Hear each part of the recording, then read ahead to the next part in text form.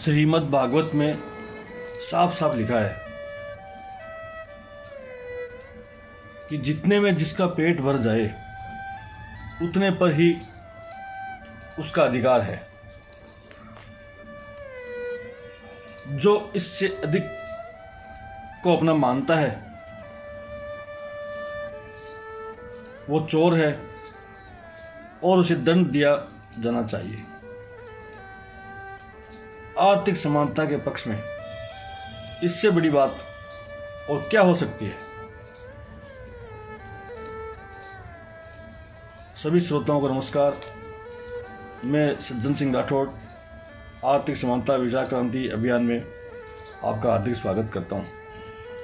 आर्थिक समानता यानी धन की समानता,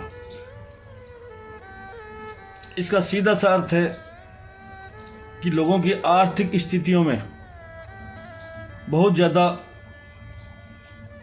ऊंच नीचता जैसे कि आज हमारे देश में विद्यमान है, ऐसी नहीं होनी चाहिए। हकीकत यह है कि आर्थिक समानता ही सच्ची और वास्तविक समानता है,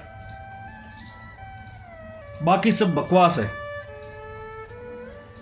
क्योंकि धन की समानता के बिना अन्य समानताएं किसी काम की नहीं। धन की समानता के बिना अन्य समानताएं सिर्फ मजाक का विषय बनकर रह गई हैं।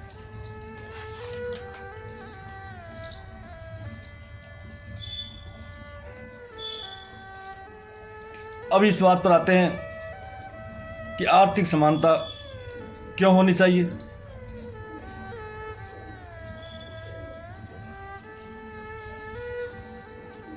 इसको स्पष्ट करते हैं। सबसे पहली बात तो यह है कि देश के सभी नागरिकों को जीने का समान अधिकार है।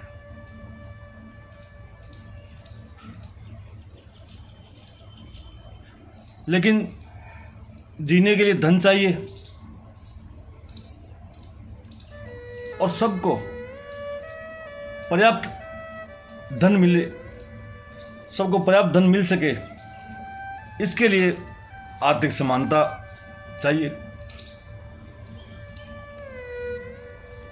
ऐसा नहीं है, इसीलिए आज देख लीजिए हमारे देश की क्या हालत हो रखी है। यह आप सबसे किसी से भी छिपी हुई नहीं है। देश सबका है, देश का धन सबका है, सबको समान आर्थिक जीवन जीने का अधिकार है। कोई भी आदमी गरीब या कमजोर क्यों रहे,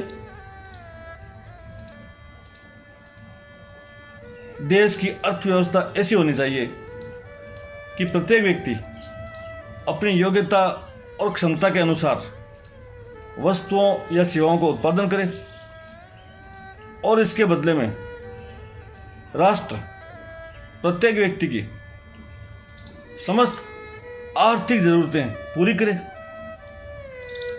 यानी प्रत्येक से उसकी योग्यता अनुसार और प्रत्येक को उसकी आवश्यकता अनुसार यह सिद्धांत अमल में आना चाहिए।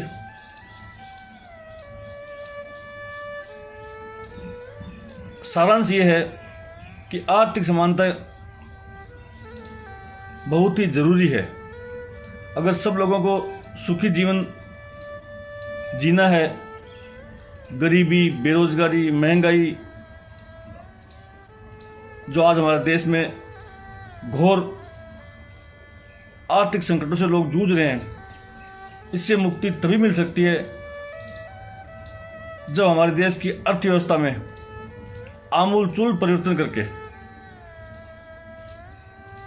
इसमें पर्याप्त सुधार करके इस अर्थव्यवस्था को आर्थिक समानता के आधार पर इसका पुनर्निर्माण किया जाए।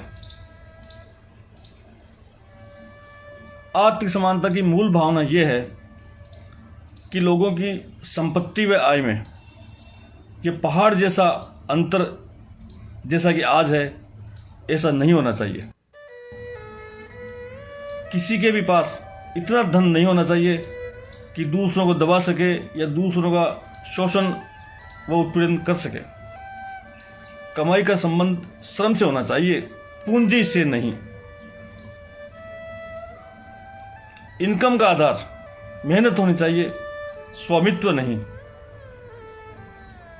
जो जितना उपयोगी और उत्पादक श्रम करे उसे उतनी ही प्राप्ति होनी चाहिए। लेकिन ये सब हो कैसे? अभी तो ये बहुत दूर की कौड़ी नजर आती है। हमारे देश के लोगों का मानसिक स्तर अभी तक भी इतना ऊंचा नहीं उठ पाया है कि इस धन की सच्चाई की गहराई को समझ सके। इसके लिए देश के विचारशील लोगों को आगे आना होगा। पूरे देश में एक बहुत बड़ी विचार क्रांति की जरूरत है। आप सबसे मेरी ये विनम्र अपील है कि इस बात की गहराई पर विचार करें। धन्यवाद।